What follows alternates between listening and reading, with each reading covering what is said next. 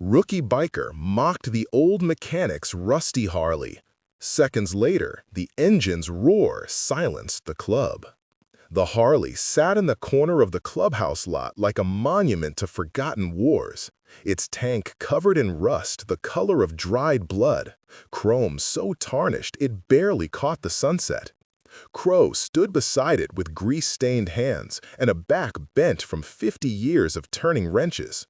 And when the rookie laughed, loud enough for the whole club to hear, the old man didn't even look up. He just kept running his fingers along the fuel line, like he was reading Braille, like that bike held secrets the kid would never understand. The laughter died when Crow reached for the ignition, and what happened next would echo through the brotherhood for years, a reminder that some lessons can only be taught by thunder. Wait, before the next ride begins. If this story already hit you right in the chest, tell us where you're watching from. To ride with the Brotherhood through the next promise, loss, or redemption, subscribe and join the club. Engines up, back to the road. The kid's name was Tyler, and he'd been wearing the prospect patch for exactly 3 weeks. 24 years old with a brand new street bob, all black and chrome, financed through his IT job in the city. He rode it to the clubhouse every Thursday like clockwork, parked it front and center where everyone could see the gleaming paint job, and acted like those 3 weeks made him family. Most of the brothers tolerated him because everyone starts somewhere. Bishop, the club president, had vouched for him after Tyler helped fix the security system at the clubhouse. Some favor that bought him consideration, but not yet respect. Respect, the brothers knew, was earned in miles and silence, not with a credit score and a handshake. But Tyler didn't understand that yet. He stood by his bike that September evening, polishing chrome that didn't need polishing, when Crow rolled into the lot on the old Harley. The bike coughed and sputtered, backfiring once as Crow eased it to a stop near the far corner. Away from the others. Always away from the others. Tyler watched the old man dismount, moving slow, his leather vest hanging loose on a frame that had probably been thick and strong once. The patches on that vest told stories. Faded colors from clubs that didn't exist anymore. A memorial patch with a name Tyler couldn't read from this distance. And in the center, the full member patch of the Canal Bikers MC, worn thin from decades of wind and rain. "Jesus," Tyler said to Mason, who was leaning against his fat boy nearby. "That thing still runs?" Mason glanced over, said nothing, went back to his cigarette. Tyler took that as encouragement. He walked closer, keeping his voice just loud enough. "I mean, how old is that bike? 70 years? Surprised it doesn't fall apart when he hits a pothole." A few of the prospects glanced over. A couple of the younger members smiled, uncomfortable smiles that didn't quite reach their eyes. But the older brothers, Bishop, Hawk, Reed, Dalton, they all stopped what they were doing and turned to look. Not at the bike, at Tyler. Crow killed the engine and stood there, hand still on the handlebar, head bowed like he was saying a prayer. He didn't acknowledge Tyler's comment, didn't even seem to hear it. That silence made Tyler bolder. "Seriously, brother," Tyler called out, walking closer now, "you need an upgrade. I know a dealer who could probably give you a deal on a trade-in. Well, maybe not a deal, but at least you could ride something that doesn't sound like it's dying." Still nothing from Crow. The old man reached into his vest and pulled out a rag, began wiping down the rust-spotted tank with a tenderness that looked almost religious. "I'm just saying," Tyler continued, "you're a full-patch member, man. You should be rolling on something that represents the club, you know? Not some museum piece that probably belonged to your grandfather." That's when Bishop stepped forward. 6'3", barrel-chested, with a gray beard that reached his sternum and eyes that had seen things Tyler couldn't imagine.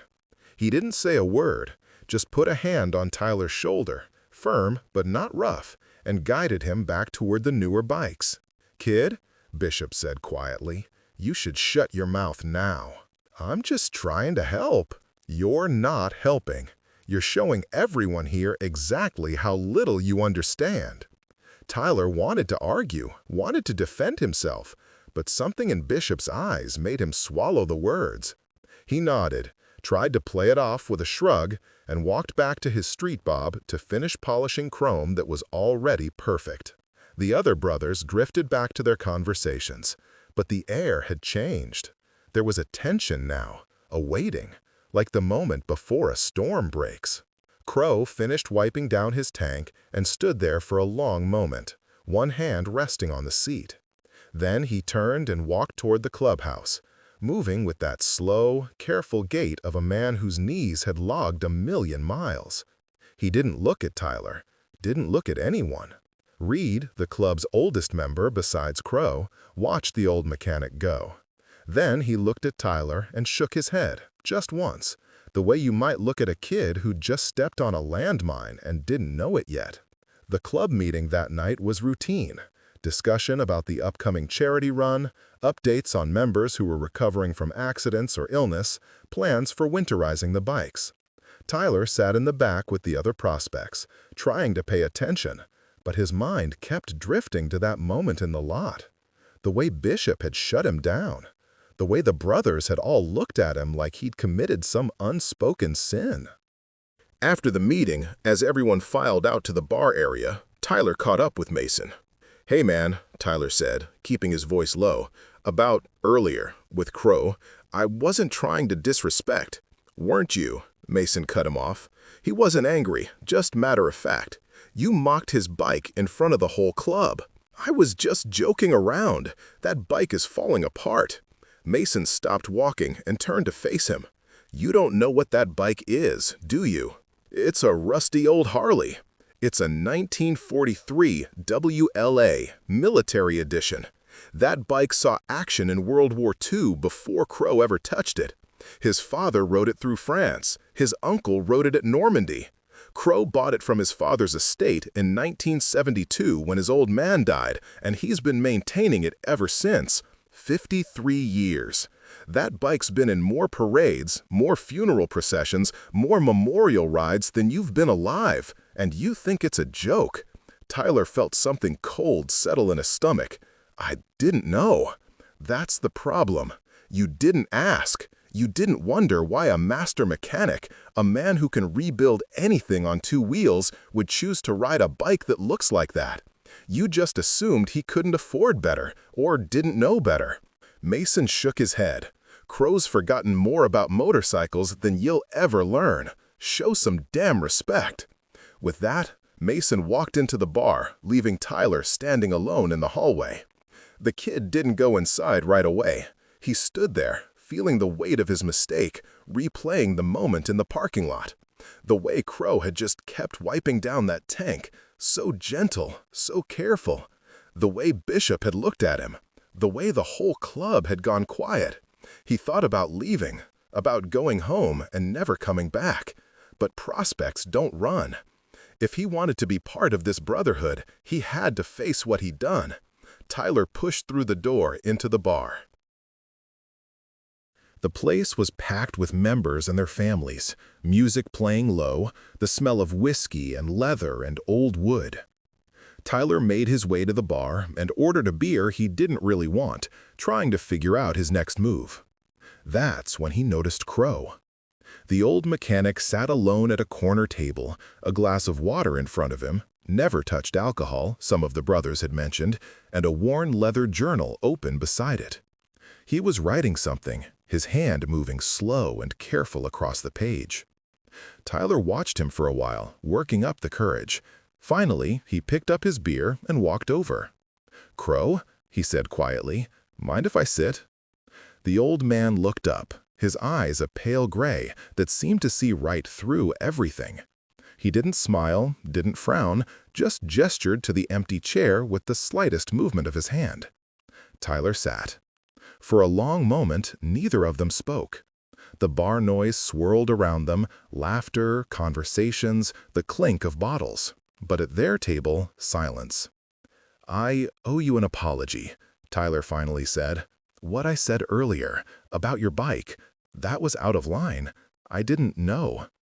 You didn't know because you didn't ask, Crow said. His voice was rough, like gravel tumbling in a creek bed, but not unkind. And you didn't ask because you thought you already knew everything worth knowing. Tyler wanted to defend himself, but couldn't, because Crow was right. That bike, the old man continued, closing his journal and folding his hands over it, has been with me longer than anyone in this room except Reed. It carried my father through hell. It carried me to my wedding. It carried my son's casket to the cemetery. That bike is family, and you mocked it like it was trash. The words hit Tyler harder than any punch could have. I'm sorry. Sorry's just a word, kid.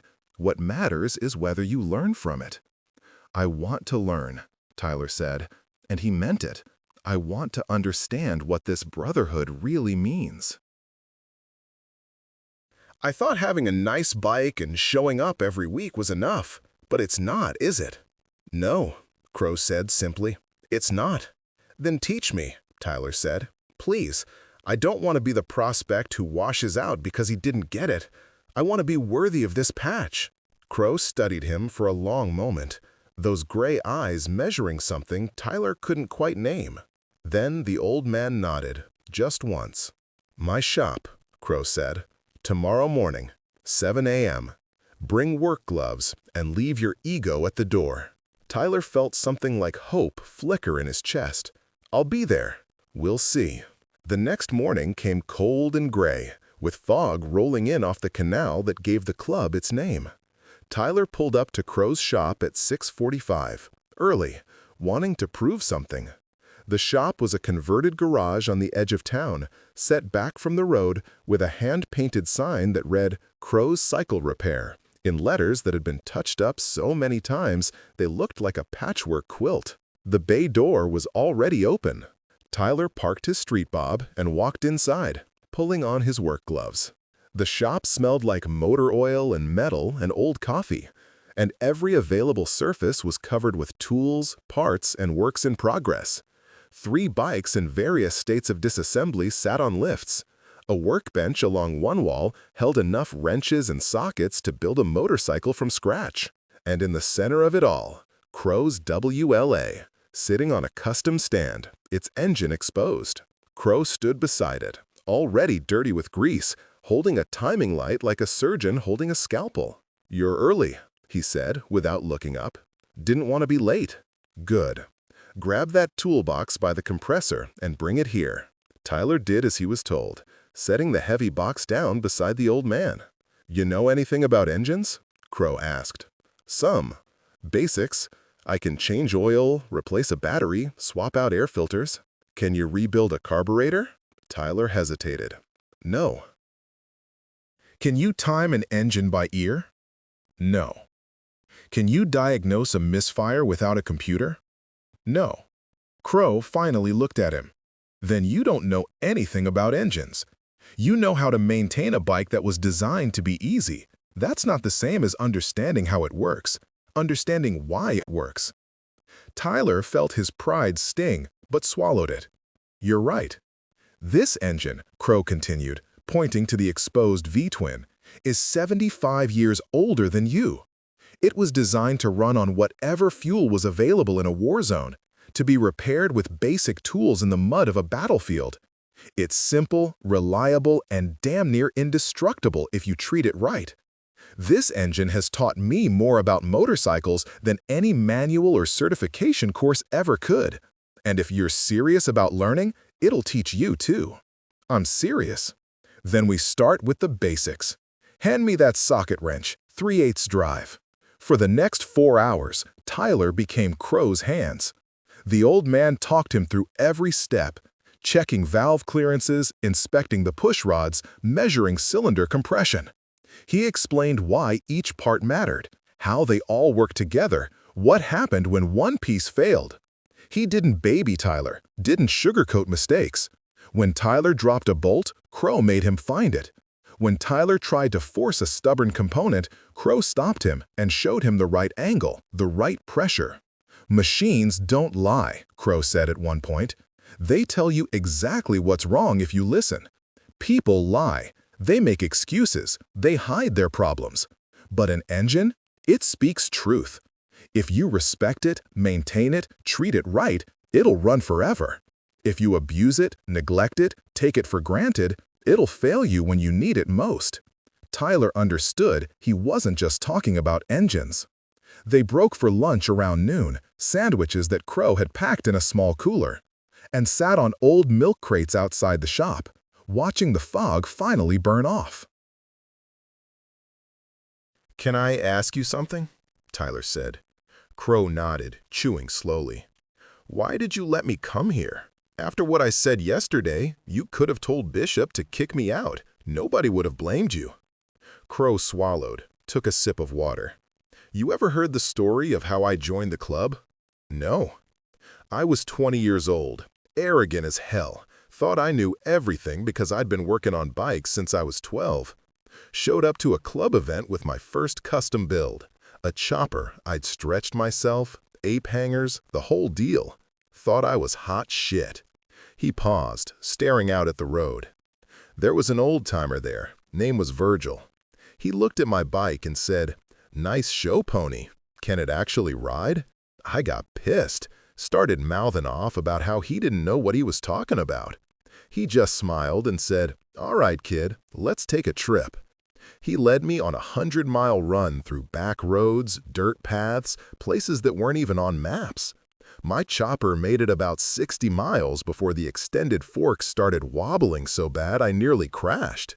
Virgil stopped, helped me get the bike stable, and then said, 'You build bikes that look good or bikes that work?' Took me years to learn both. Come see me when you're ready to learn instead of show off." Tyler listened, seeing where this was going. "He took me under his wing," Crow continued. "Taught me everything. Not just about motorcycles, but about what it means to be part of a brotherhood, about loyalty, about respect, about earning your place instead of demanding it. When he died 15 years later, he left me his tools. These tools." Crow gestured back into the shop. "I promised him I'd do the same thing for someone else when the time came. Pass it forward. And you think I'm worth teaching?" "I think you're young and stupid and overconfident," Crow said bluntly. "But I also think you showed up this morning when you could have run away. That counts for something." Whether you are worth teaching depends on whether you keep showing up. Tyler nodded slowly. "I'll keep showing up." "We'll see." The lessons continued every morning for the next 3 weeks. Tyler would arrive at 7, work until he had to leave for his job in the city, and soak up everything Crow would teach him. They rebuilt the carburetor on the WLA. They timed the engine. They adjusted the clutch and transmission. They went over every inch of that bike until Tyler could close his eyes and describe each component, each connection, each potential failure point. But the lessons weren't just mechanical. Crow told stories while they worked, stories about the brothers he'd ridden with over the decades, men who'd become legends, men who died too young, men who'd made mistakes and found redemption. He talked about the code that held the brotherhood together, the unspoken rules that mattered more than any bylaws or charter. "Loyalty," Crow said one morning while they were changing the oil, "isn't just about standing by your brothers when it's easy. It's about standing by them when it costs you something, when it hurts, when it would be easier to walk away." Another day, while adjusting the rear brake, respect isn't about kissing ass or following orders. It's about recognizing that everyone in this club has a story, has scars, has earned their place. You don't have to like everyone, but you damn well better respect what they've given to wear that patch. And once, while testing the rebuilt carburetor, the ride isn't about the destination. It's never about the destination. It's about the brothers beside you, the road under you, and the moments you collect along the way. Those moments are all we really have. Tyler absorbed it all. felt something shifting inside him.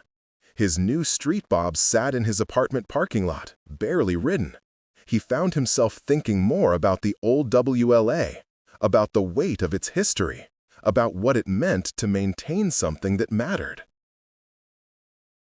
On the third Thursday, the regular club night, Tyler arrived at the clubhouse early. He'd started doing that, helping set up chairs, making sure the coffee was fresh, small things that needed doing. Bishop noticed, but didn't comment, just nodded acknowledgement.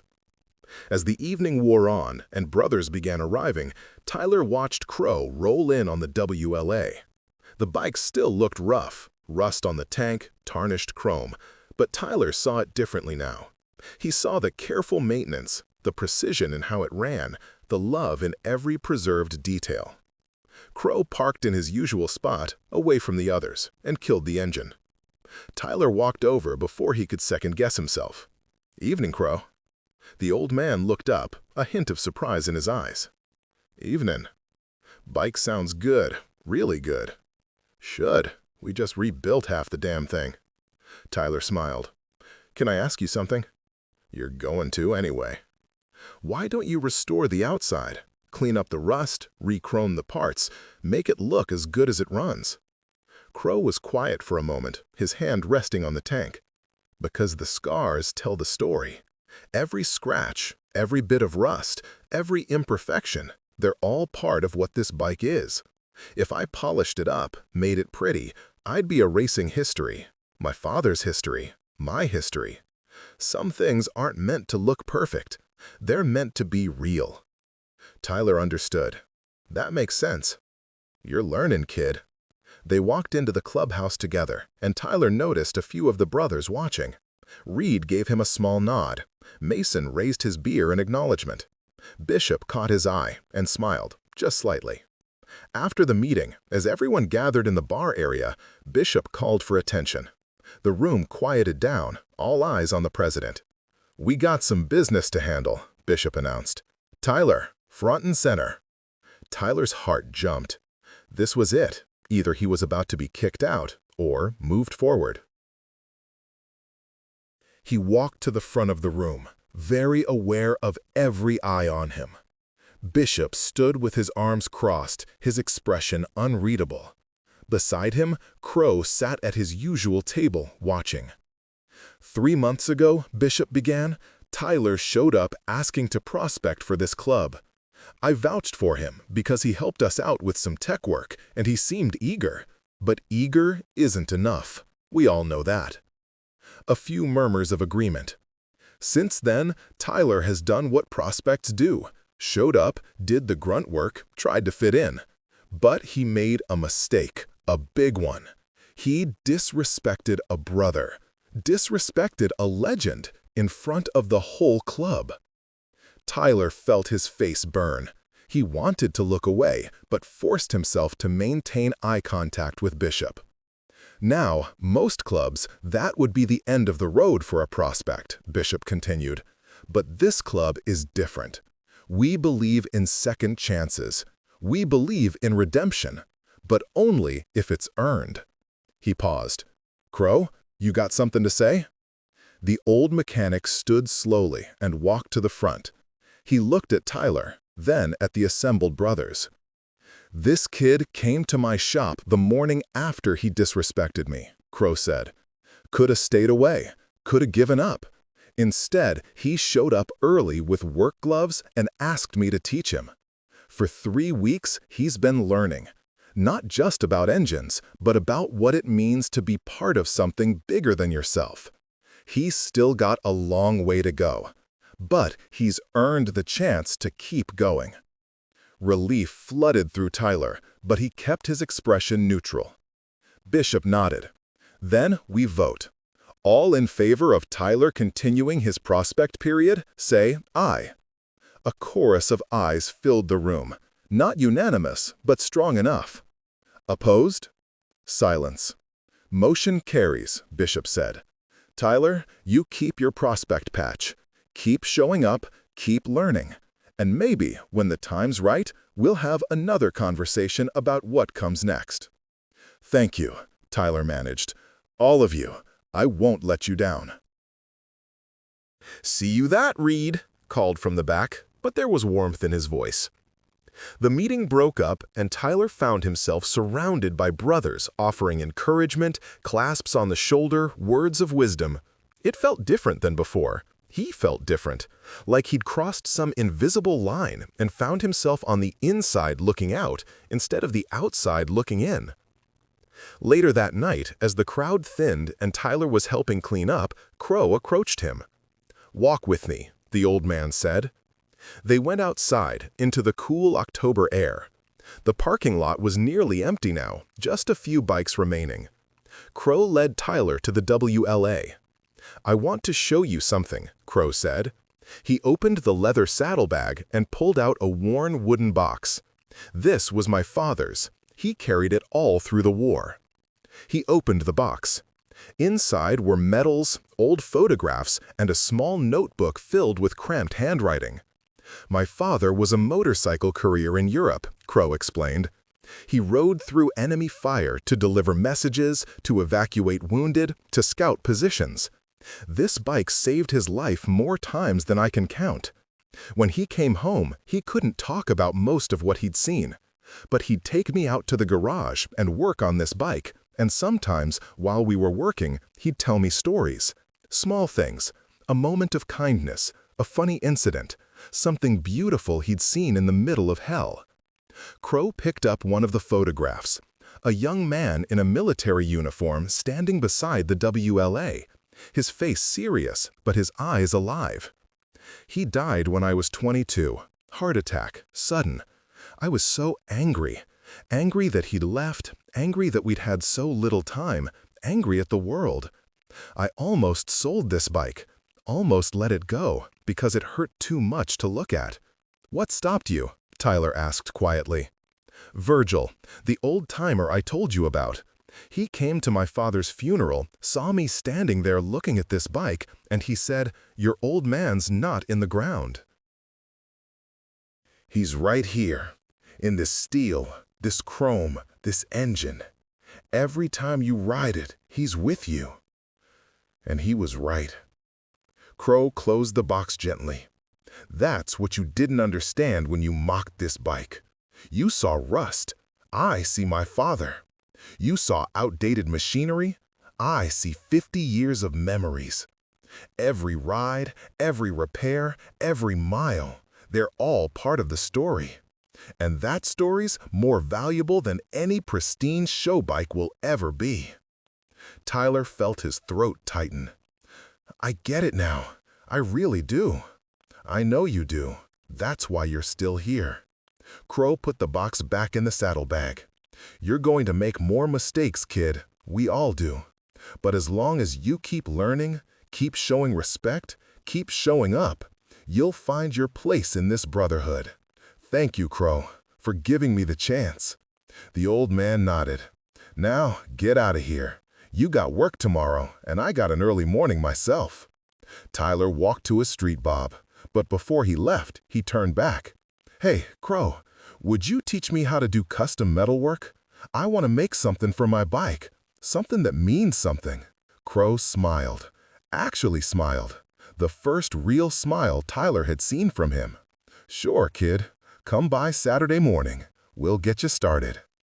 As Tyler rode home that night, the city lights blurring past, he thought about everything that had happened. 3 months ago, he thought being in a motorcycle club was about having a cool bike and hanging out with tough guys. Now he understood it was about legacy, about respect, about becoming part of something that stretched across generations. He thought about Crow's father, riding that WLA through France.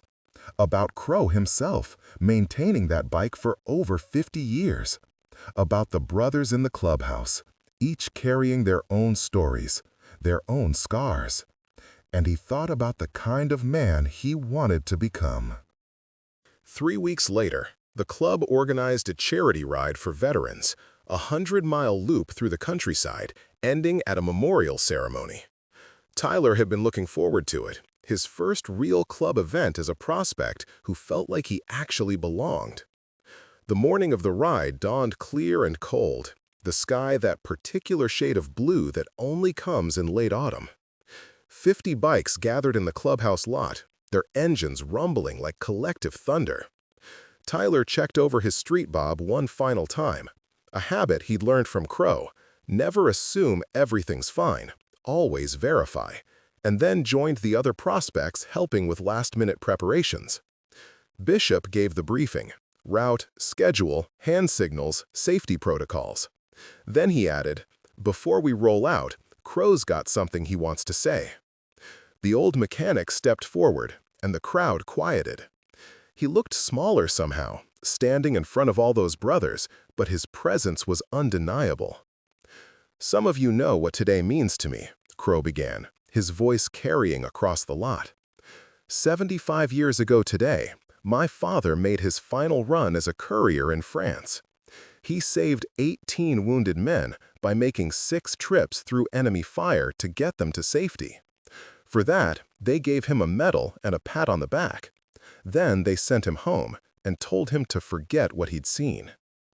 He paused, his hand unconsciously moving to rest on the WLA's tank. He never forgot. How could he? But he did move forward, built a life, raised a family, found peace in the work of his hands and the road under his wheels. He taught me that strength isn't about forgetting the hard things or pretending they didn't happen. It's about carrying them, honoring them, and still choosing to live. Crow looked around at the assembled brothers. That's what we're doing today. We ride for all the veterans who came home and all the ones who didn't. We ride to remember and to honor. And we ride because that's what our brothers would want. Not mourning, but living. Not stopping, but moving forward. He pulled out an old photograph from his vest, the same one Tyler had seen before, the young soldier beside the WLA. "This is my father, James Crawford. I ride for him today. I ride for all of them."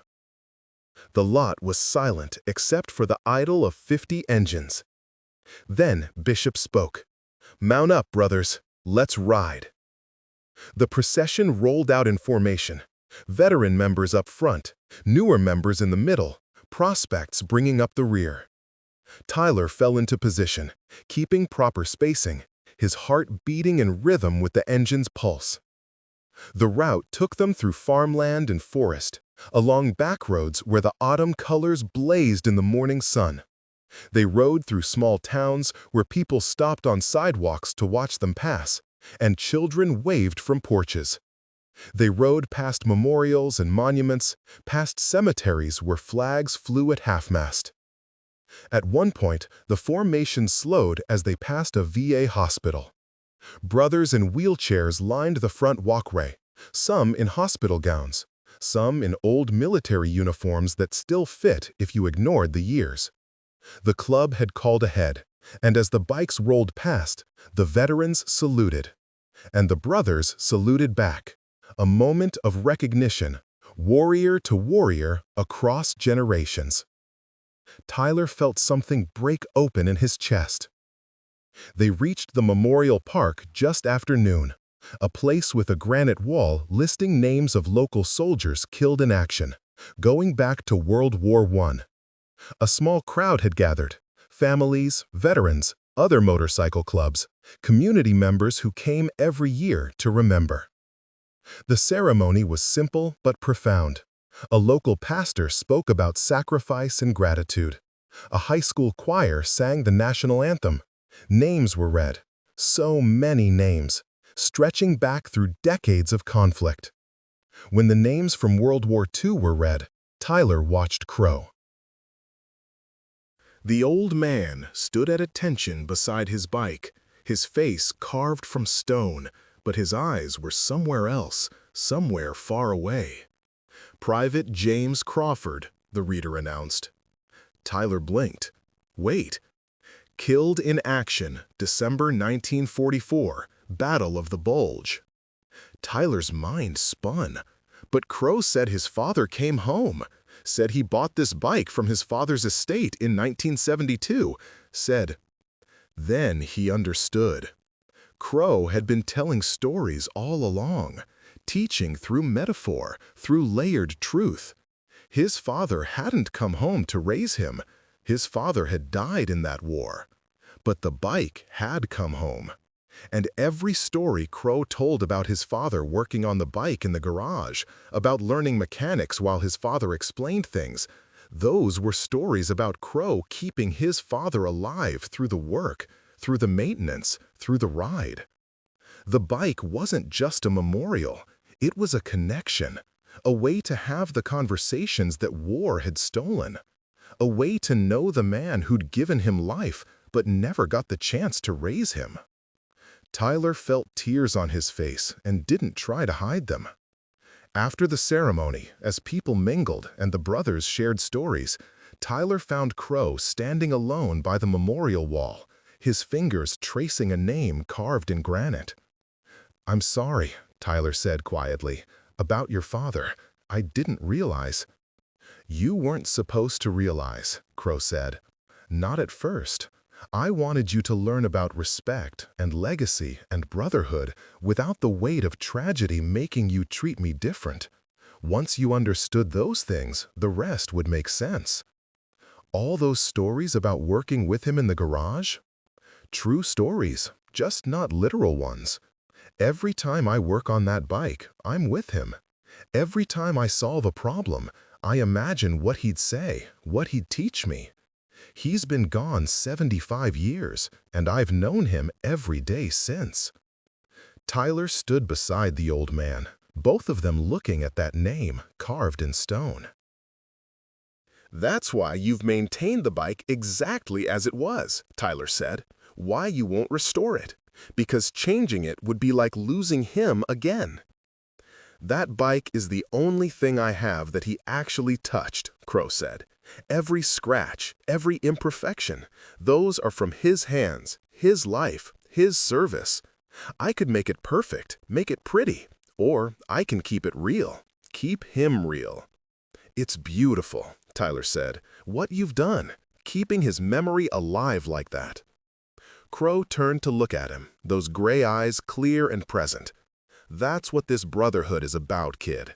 Keeping the memory alive, honoring those who came before, passing forward what was given to us. You asked me once why I let you come to my shop after you disrespected me.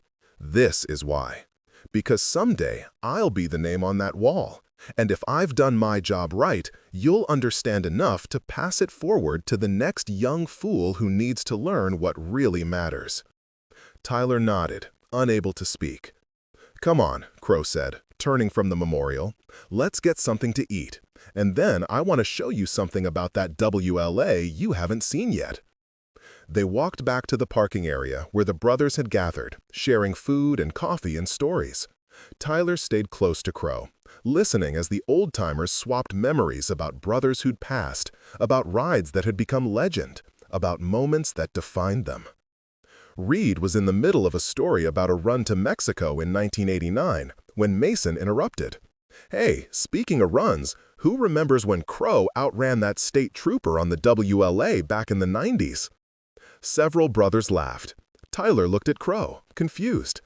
"That didn't happen," Crow said, mildly. "The hell it didn't," Reed countered. "Highway 74, summer of 96. You were doing 90 on that antique, and when the cop hit his lights, you opened it up." "I was doing 70, which was the speed limit," Crow corrected. "And the trooper pulled me over to ask about the bike, not give me a ticket." We ended up talking for an hour about military motorcycles. His grandfather had ridden a WLA in Korea. "That's not how I remember it," Mason said with a grin. "That's because you were 3 bikes back and didn't see what actually happened," Crow replied. The brothers laughed, and Tyler understood this was part of the tradition. The stories that grew in the telling, the legends that became more entertaining than the truth, but that served to bind the brotherhood together through shared mythology. After a while, Crow pulled Tyler aside and led him to the WLA. "You ever notice this?" Crow asked, pointing to a small plate riveted to the frame near the engine. Tyler leaned closer and saw an inscription, worn but legible. The road goes on forever. Ride with honor. J.C. My father scratched that himself before he shipped out, Crow explained. Used a nail and a lot of patience. The army painted over it, but I uncovered it when I first got the bike. It's been my guiding principle ever since. The road goes on forever, Tyler repeated. Meaning life continues, brotherhood continues, the ride continues.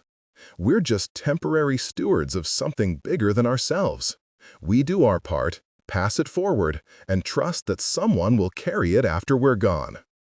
Crow opened the saddlebag and pulled out a small cloth bundle. He unwrapped it carefully, revealing a patch. Not the full member patch, but something different. It was circular with a motorcycle wheel design and words around the edge. In honor of those who rode before.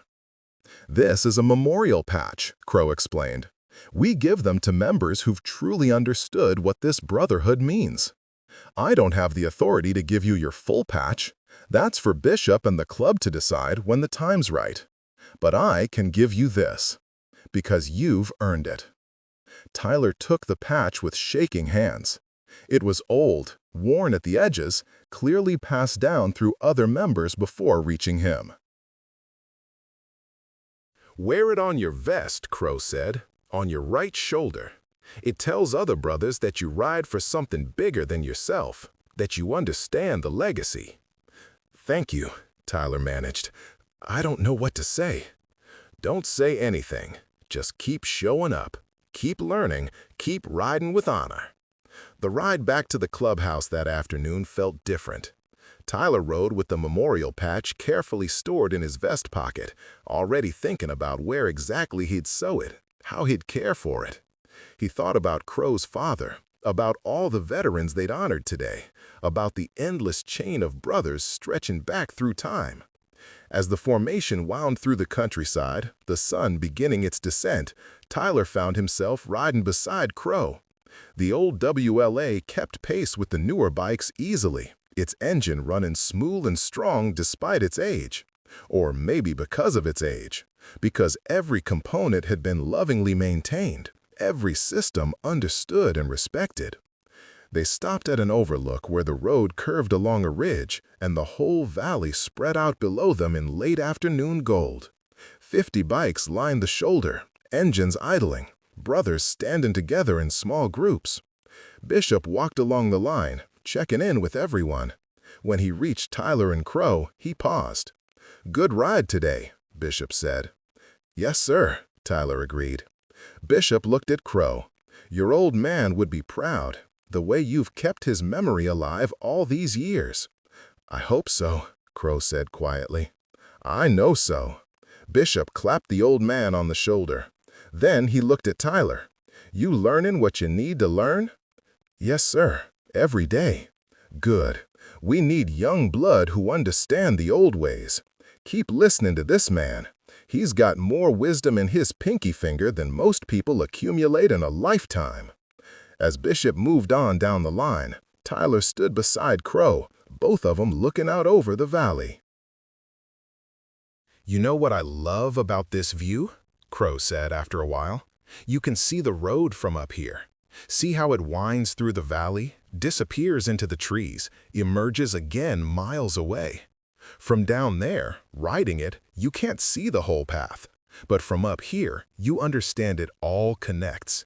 Every twist, every turn, every mile, they're all part of the same journey." "That's a good metaphor for life," Tyler observed. "It's not a metaphor," Crow said. "It's literal truth. That's the road. That's the journey. That's what we do. We ride it, mile by mile, not always knowing where it leads, but trusting it'll take us where we need to go." They stood in silence for a while longer, and then Bishop called out, "Mount up, let's head home." The formation rolled out, and Tyler felt it again, that sense of being part of something larger, something that transcended him and would continue long after he was gone. He thought about all the brothers who'd ridden this road before, all the ones who'd ride it in the future, all the stories that would be told and retold until they became legend. As they approached the clubhouse, The sun setting behind them and casting long shadows across the pavement, Tyler made a promise to himself. He would earn his full patch, not next month or next year, but when he truly learned what it meant, when he could stand in front of the club and honestly say he understood loyalty, respect, legacy, and brotherhood, not as abstract concepts, but as lived truth. And when that day came, he would do for someone else what Crow had done for him.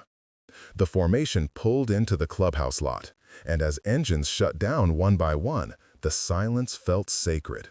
Brothers dismounted slowly, reluctant to let go of the day's meaning. They stood in small groups, still processing, still remembering. Tyler helped with the usual cleanup, but he found himself drawn back to where Crow was tending to the WLA. The old man was wiping down the tank again, that same gentle, careful motion Tyler had seen the first night. "Need any help?" Tyler asked. "Always," Crow said. They worked together in comfortable silence, and Tyler understood that this simple act of maintenance, of care, of respect for the machine, this was where the brotherhood lived. Not in the loud moments or the dramatic gestures, but in the quiet work of honoring what mattered. When they finished, Crow straightened up and looked at his bike with satisfaction. "You did good today, kid," he said. "Thanks. So did you." "I mean it. You're getting it, really getting it." Tyler felt pride swell in his chest, but he kept it modest. "Still got a lot to learn."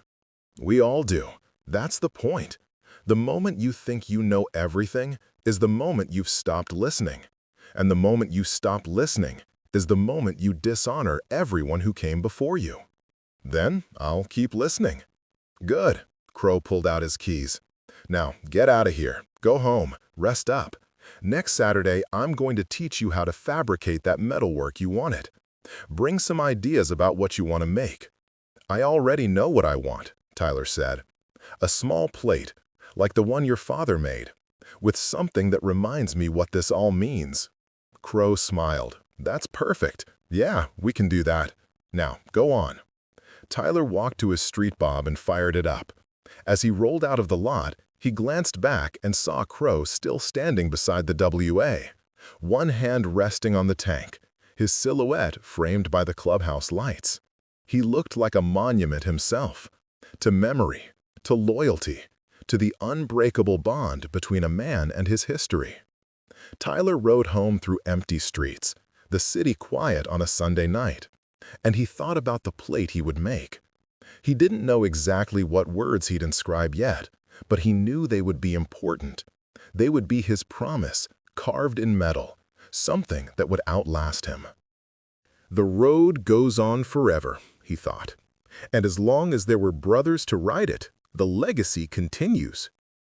That night, Tyler sat at his kitchen table with a notebook, trying to find the right words for his plate. He wrote and crossed out, started over, tried again. Nothing felt quite right. He wanted something that captured everything he'd learned, everything he'd come to understand about brotherhood and respect and legacy.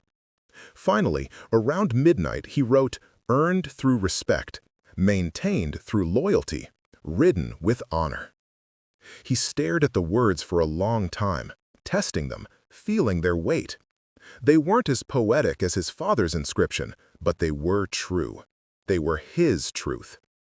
Satisfied, Tyler closed the notebook and went to bed, already looking forward to Saturday, to learning another skill from Crow, to taking one more step on the long road toward becoming the kind of man worthy of the patch he hoped to earn. The weeks that followed fell into a comfortable rhythm. Tyler continued working at his IT job during the week, but every spare moment was spent either at Crow's shop or at the clubhouse. He learned metalworking, fabrication, welding. He helped other members with repairs and maintenance. He listened to stories and absorbed the club's history like a student preparing for the most important exam of his life. The other prospects noticed the change in him. Where before he'd been eager to impress, now he was eager to serve. Where before he'd talked about his bike and his gear, now he asked questions and listened to answers. Some of the prospects resented it, saw him as a teacher's pet, getting special treatment from Crow. But most respected it, and a few even asked if they could come along to the shop to learn. Crow welcomed them all, though he made clear that showing up was only the first step. The real learning happened in the consistency, the humility, the willingness to admit what you didn't know. By November, Tyler had become something of an unofficial assistant at Crow's shop. He'd learned enough to handle basic repairs on his own, and Crow would sometimes leave him to work while the old man ran errands or made house calls to members who needed help. Tyler wore that trust like armor, protecting it fiercely, never wanting to let Crow down.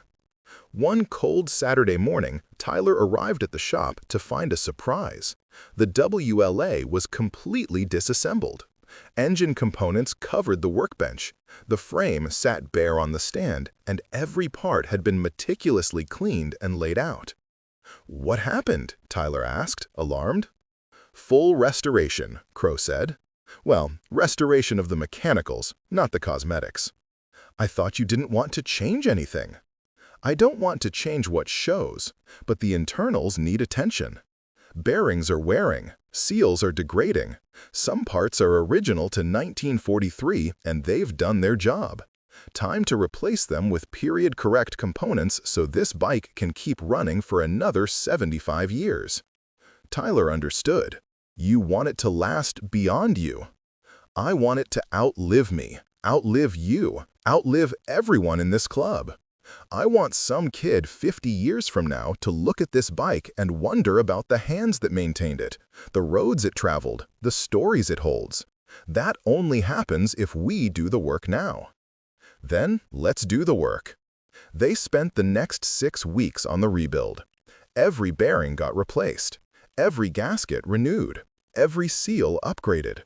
They sourced parts from specialty suppliers who dealt in vintage military motorcycles.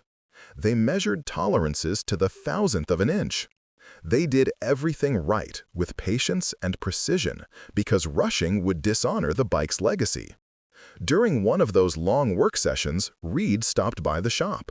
The old brother had brought lunch, sandwiches from a local deli, and insisted they take a break. "Heard you're doing a full mechanical restoration," Reed said, unwrapping his sandwich. "About time. Crow's been putting this off for years." "I haven't been putting it off," Crow protested. "I've been waiting for the right time, and the right help." Reed looked at Tyler and smiled. "Kid, you know you're part of something special here, right?" "I'm starting to understand that," Tyler said. "Crow doesn't let just anyone touch this bike. Hell, he barely let me look at it back in the day, and I've been riding with him for 40 years. The fact that he's got you in here, hands-on with everything, that means something." Tyler felt the weight of that trust settling deeper. "I won't let him down." "See that you don't," Reed said, but his tone was warm. "This bike, this legacy, it's bigger than any of us. We're just the current caretakers. Someday, you'll be the one passing it forward to someone else." After Reed left, Tyler and Crow returned to work. They were installing new pistons when Tyler asked a question that had been building for weeks. "Crow, what happens to the bike when you're gone? I mean, eventually." The old man didn't look up from his work, just kept torquing bolts with practiced precision. "I've made arrangements. The bike goes to whoever's ready to receive it, whoever understands what it means." "Is there a list? A succession plan?" "No list, no plan. Just trust that when the time comes, the right person will step forward. The bike will choose them as much as they choose it." Tyler wanted to ask more, but sensed that Crow had said all he intended to say on the subject. So he focused on the work, learning every step, committing every detail to memory. The rebuild finished just before Christmas. On a clear December morning, they fired up the engine for the first time in 6 weeks. It caught immediately, settled into a smooth idle, and ran like new, though new for this engine meant 1943. Crow blipped the throttle a few times, listening intently. His face broke into a rare, wide smile. "Perfect," he said. "Absolutely perfect." Tyler felt pride surge through him. They'd done this together. They'd honored the past while ensuring the future. "Want to take her for a test ride?" Crow asked. "Me? On your bike? You helped build her. You should be the first to ride her." Tyler's hands shook as he swung his leg over the old WLA. The seat was worn smooth from decades of use, the controls positioned differently than his street bob, everything about it unfamiliar and yet strangely right. Crow talked him through the shifter, the clutch, the particular quirks of a 1943 military transmission. Then he stepped back and nodded.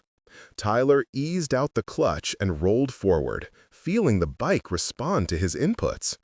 It was heavier than he expected, but balanced perfectly, every control deliberate and mechanical. He made a slow loop around the parking lot, then ventured onto the side street, building confidence. The bike didn't have the power of modern machines, but it had something else, a solidity, a purposefulness, a sense that it had endured and would continue to endure. Tyler could feel the history in every component, could almost hear the stories of all the riders who'd come before. He returned to the shop and shut down the engine, his heart pounding with something like joy. "That was incredible," he said. "Thank you." "You earned it," Crow replied. "Now come on, we need to celebrate properly." They drove to the clubhouse in their respective trucks, the WLA secured in Crow's trailer, and found a full gathering already in progress. Word had spread about the rebuild, and brothers had come to see the result. When Crow rolled the WLA out of the trailer, a cheer went up. The bike gleamed in the winter sun, not from polish or chrome, but from the satisfaction of work well done. The rust was still there, the imperfections remained, but everyone could hear the engine running smooth and strong. Bishop approached, his expression thoughtful. "Sounds good, Crow. Really good." "Tyler did most of the work," Crow said. "I just supervised." "That's not true," Tyler protested. "Crow did everything important. I just helped." "That's how it always works," Reed observed. "The teacher teaches, the student learns, and together they create something neither could do alone." Bishop circled the bike slowly, his experienced eye taking in every detail. Then he looked at Tyler. "You ready?" Bishop asked. "Ready for what?" "To join us, as a full member." Tyler's mind went blank. What?" "You've been prospecting for 6 months," Bishop continued. "You've done the work. You've learned the lessons. You've earned respect from the brothers who matter most. And you've proven you understand what this club is really about." Tyler looked at Crow, who was smiling quietly. "Did you know about this?" Tyler asked. "I put your name forward 3 weeks ago," Crow said, "after you finished fabricating your plate. Bishop's been watching you since then, making sure I wasn't just being sentimental." Bishop nodded. "We vote tonight, during the meeting. But I wanted you to know it's happening, so you can prepare yourself. This is serious business, Tyler. Once you're in for life. This brotherhood becomes family. Their problems become your problems. Their victories become your victories. You ride for them, and they ride for you. Always." "I understand," Tyler said, his voice steady despite the emotions churning inside. "I'm ready." "Good," Bishop said. "Then let's see what the brothers think." That evening's meeting had the largest turnout Tyler had seen. Every member who could attend was there, and the energy in the room felt charged, expectant. Tyler sat in his usual spot with the prospects, but everyone knew tonight was different. Bishop ran through the usual business, financial reports, upcoming events, maintenance needs for the clubhouse. Then he reached the final item on the agenda. "We have a prospect ready to be voted on for full membership," Bishop announced. "Tyler Morrison, 6 months as prospect, sponsored by myself and Crow. Does anyone have any concerns they want to voice before we vote?" Silence.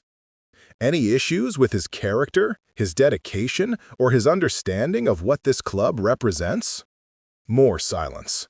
Tyler could hear his own heartbeat. "Then we vote," Bishop said. "Standard process. Black balls for no, white for yes. Need 80% to pass." The voting box went around the room. Each member dropped in their marble, their face neutral and unreadable. Tyler tried not to watch, tried not to count, tried not to hope too hard. Finally, the box returned to Bishop. He opened it in full view of everyone and poured out the contents onto the table. 52 white marbles. 0 black ones. Unanimous. Bishop looked up, his stern expression finally breaking into a smile. "Tyler Morrison, by unanimous vote of this club, you are hereby accepted as a full member of the Canal Bikers Motorcycle Club. Step forward." Tyler stood on shaking legs and walked to the front of the room. The brothers were all standing now, applauding, some whooping and cheering. Bishop produced a leather vest. Not the prospect patch, but a full cut with the club's colors on the back. "This represents your commitment to this brotherhood. Wear it with honor. Protect it with your life. Pass forward what you've learned." Crow approached with the patches. The full member patch, the club's name, the local chapter identifier. He began sewing them onto the vest right there, his old hands steady and sure, while Tyler stood at attention and the entire club watched in respectful silence. When Crow finished the final stitch, he held up the vest for everyone to see, then helped Tyler put it on. "Welcome home, brother," Crow said quietly. The room erupted in celebration. Brothers lined up to shake Tyler's hand, to clasp him in embraces, to welcome him officially into the family. Reed handed him a beer. Mason offered congratulations. Hawk told an embarrassing story about his own initiation 20 years prior. Later, when the celebration had settled into smaller conversations and the bar was flowing freely, Tyler found himself standing outside with Crow, both of them looking up at the stars. "Thank you," Tyler said, "for everything, for giving me a chance when I didn't deserve one, for teaching me, for believing in me." "You earned every bit of it," Crow replied. "And now the real work begins." "What do you mean?" "Being a prospect is about learning and proving yourself. Being a full member is about serving and giving back. Now you have to figure out what you are going to contribute to this brotherhood, what mark you're going to leave." Tyler thought about that. "I want to do what you did for me. Find young guys who are lost or arrogant or confused and help them understand what really matters." "That's a good goal," Crow said, "and you'll be good at it. But remember, teaching isn't about showing off what you know. It's about meeting people where they are and helping them discover what they need to learn. The way you did with me, the way Virgil did with me, the way his mentor did with him, going all the way back. That's the chain. That's the legacy. Every generation passes it forward, each one adding their own wisdom to the collective knowledge." They stood in comfortable silence for a while, and then Crow said, "I'm getting old, kid. Body's wearing out. Mind's still sharp, but the rest is failing. I probably got a few good years left, maybe more if I'm lucky. But when my time comes, I need to know the brotherhood will be okay, that the young members will understand what we've built here." "They will," Tyler promised. "I'll make sure of it." "I know you will. That's why I put your name forward." Tyler felt the weight of that responsibility settle onto his shoulders, but it didn't feel burdensome. It felt right, like everything had been leading to this moment, this conversation, this passing of the torch. "The WLA," Tyler said after a while. "When the time comes, I'd be honored to." "I know," Crow interrupted gently, "but let's not talk about that now. Let's just enjoy tonight. You earned this vest, this patch, this place in the Brotherhood. Celebrate it." So they went back inside, and Tyler celebrated with his brothers, his family, late into the night. The following months brought changes. Tyler settled into his role as a full member, taking on responsibilities he'd only observed as a prospect. He helped organize rides, mentored newer prospects, served on committees, and became one of the brothers that others could rely on. His relationship with Crow deepened too. They weren't just teacher and student anymore. They were equals, brothers, friends. Tyler still came to the shop regularly, still learned new skills, but now he also brought his own expertise, helping Crow set up a better computer system for tracking parts orders, teaching him how to use social media to attract younger customers, bridging the gap between the old ways and the new. In February, a new prospect showed up at the clubhouse, a kid named Danny, 22 years old, with a heavily modified sport bike and an attitude that reminded Tyler uncomfortably of himself 6 months earlier.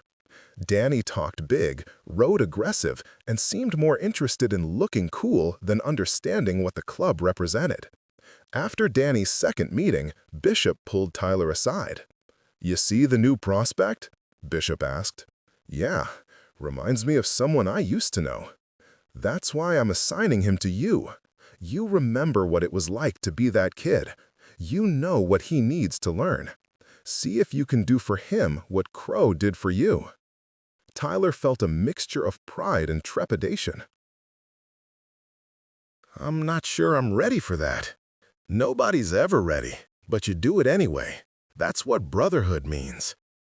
So Tyler took Danny under his wing, or tried to. The kid was resistant at first, defensive, clearly not understanding why Tyler kept talking about respect and legacy instead of just letting him ride.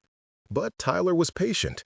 He remembered his own journey, his own mistakes, his own eventual understanding. He started by inviting Danny to Crow's shop. The old mechanic was working on a vintage Triumph when they arrived, and he barely acknowledged them, just pointed to the toolbox and went back to work. "What are we doing here?" Danny asked. "Learning," Tyler said. "Grab that torque wrench and come over here." Over the next few weeks, Tyler repeated the process that Crow had used on him. Patient instruction, stories that carried lessons, hands-on work that taught respect for the machines and the men who maintained them. He didn't coddle Danny or sugarcoat the truth, but he also didn't give up when the kid pushed back or made mistakes. And slowly, Danny started to change. Tyler saw it first in small ways. Danny arriving early to help set up for meetings, asking questions instead of making assumptions, showing more respect to the older members. It wasn't dramatic or sudden, but it was real.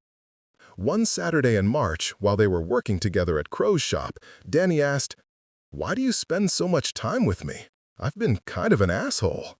"Yeah, you have," Tyler agreed. "But someone spent time with me when I was an asshole too. That's how this works. We pass it forward." Danny thought about that. "The old guy, Crow, he's the one who taught you?" "He taught me everything that matters, not just about engines, but about what it means to be part of something bigger than yourself. And now you're doing the same for me." "Trying to. Whether you learn it or not is up to you." Danny nodded slowly. "I'm learning, I promise." Later that day, after Danny left, Crow pulled Tyler aside. "You're doing good work with that kid," Crow said. "He's stubborn. Reminds me of me.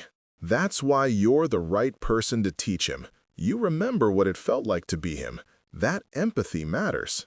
"Did you feel that way about me when I first showed up?" Crow smiled. "I saw a kid who was lost and arrogant and trying too hard to impress everyone. But I also saw someone who cared, deep down, even if he didn't know how to show it yet. I saw potential. Same thing you see in Danny."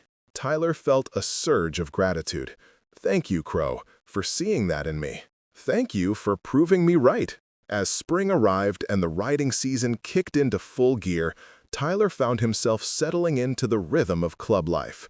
The brothers had accepted him completely now, not as a prospect or a newcomer, but as one of their own. He knew their stories, their quirks, their struggles. He showed up when they needed help, whether it was a mechanical issue, a personal crisis, or just someone to ride with on a difficult day. And through it all, Crow was there, teaching, guiding, passing forward the wisdom of 5 decades in the Brotherhood. In late April, the club organized a weekend trip to the mountains, a tradition that marked the true beginning of riding season. 50 bikes would make the journey, camping overnight at a state park, sharing meals around campfires, and cementing the bonds that made them brothers. Tyler was helping organize the logistics when Bishop approached him with a request. "I want you to ride with Crow," Bishop said. "Keep pace with him. Make sure he's okay. He won't admit it, but the long rides are getting harder for him. I'd feel better if someone was watching out." Of course, Tyler agreed immediately. So, when the formation rolled out on Saturday morning, Tyler positioned himself beside the old WLA. They rode side by side through farmland and forest, along twisting mountain roads where the air smelled like pine and fresh earth. Crow set a moderate pace, not pushing, just enjoying the journey. And Tyler matched him mile for mile, neither ahead nor behind, just present. They stopped for lunch at a scenic overlook, and as the brothers spread out to enjoy the view and stretch their legs, Tyler and Crow sat on a fallen log, eating sandwiches in companionable silence. "You know," Crow said after a while, "I've ridden these roads for 50 years. Every spring, this same trip.